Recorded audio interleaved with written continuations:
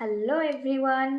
तो आज मु गोटे प्रोडक्ट उपर आपण मानक संगे शेयर करी। आज मु गोटे रिसीव करछि गोटे पार्सल नेचर्स रो क्लींजिंग आउ टोनर आ रहा मॉइस्चराइजर। तो आरे ऊपर मु आज आपण मानक सहित गोटे छोट शॉर्ट्स वीडियो रे शेयर करी। फास्ट आमे देखिबा तो एटा होची नेचर्स रो deep cleansing milk with almond and honey. तो आपण माने तो क्लींजर बहुत यूज करथिबे, मु भी ओलेर यूज करे रिमूव मेकअप एटा करथाय। तो देखो तो स्ट्रक्चरटा बहुत माने लाइट वेट रही आ स्मेलटा भी पूरा मिल्क मिल्क रहउची आ फेस पाई भी मिल्क केते भलो देई थाए। तो देखि पारुथिबे बहुत लाइट वेट अछि। तो एटा मु मित्रा नु ही ऑर्डर करथिली। यही प्रोडक्टा मु मित्रा रू टोटाली पैकटा ऑर्डर करथिली से तो बळे ऑफर आसीथिला। तो एटा बहुत लाइट वेट रही। तो फेस पाई तो बहुत सैटिस्फाई लगुची। तो नेक्स्ट मु आनिबे आपण मानक पई टोनर।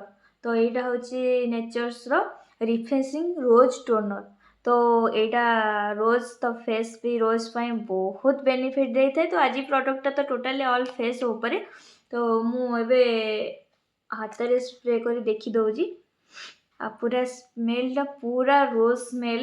आ टोनरटा तो आपको नाइट रे यूज करि परिबे, डे रे भी यूज करि परिबे, किछि प्रॉब्लम हबनी काहे ना एटा रोज जेहेतु रहउची कोनोसे साइड इफेक्ट ही पड़िबनी। तो थर्ड रे मोर आसीला मॉइस्चराइजर। तो क्लींजर परे टोनर, टोनर परे तो आपन को निहाती मॉइस्चराइजर दरकार। तो एटा रोज एटा भी सेम आसुची रोज मॉइस्चराइजर सॉफ्ट एंड जे रोजी ग्लो लाइट वेट। तो एटा भी पूरा हल्का रहुची माने फेस को आज बेसी करबनी।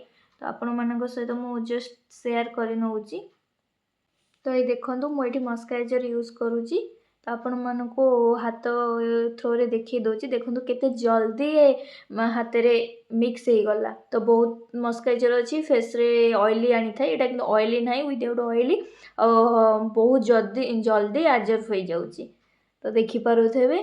तो बहुत छोट वीडियोटा आपण मानक सहित शेयर कली। जल्दी आपण मानको ए प्रोडक्ट दरकार तो मु लिंक दे देबी, आपण माने निश्चित जाई मित्रा रो ऑर्डर करि परिबे। आ हां फ्लिपकार्ट, अमेज़न, नाइका सब धिरे अवेलेबल अछि नेचर्स रो एटा टोटली पैकटा। तो आपण को तीनटा मिल जिवो क्लींजिंग मिल्क, टोनर आ विथ मॉइस्चराइजर। एटा टोटली पैकटा ही आपण को मिलिबो। वीडियो भल लागि तो थैंक यू, रहली बाय।